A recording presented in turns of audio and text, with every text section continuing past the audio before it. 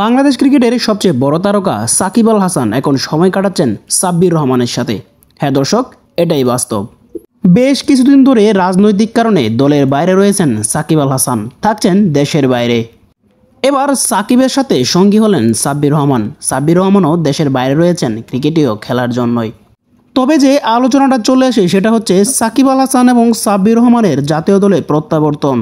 Cricket ভক্ত সমর্থকরা এখনও চান সাকিব আল হাসান এবং সাব্বির রহমান বাংলাদেশের জাতীয় দলে খেলুক।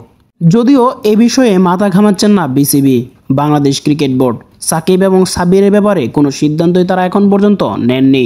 সাকিবের ব্যাপারে প্রশ্ন করা হলে সরকারের উপর দিয়ে দেওয়া হয় সেই দায়ভার।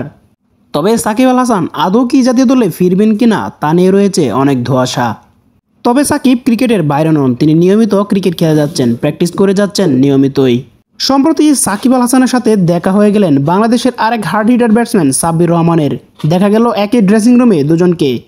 আর এমন একটি ছবি সোশ্যাল মিডিয়ায় রীতিমতো ভাইরাল হয়েছে। সাকিব সাব্বিরের এমন ছবি দেখে অনেকেই ভাবছেন তাদের সম্পর্কের কথা। যদিও ভক্তরা চায় টি-20 স্কোয়াডে অন্তত সাব্বির রহমানকে নেওয়া হোক, কিন্তু বিসিবি তার কোনো সিদ্ধান্ত এখন পর্যন্ত জানাননি। এশিয়া কাপের জন্য যে স্কোয়াড ঘোষণা করেছে সেখানে কোথাও নেই সাব্বির রহমান।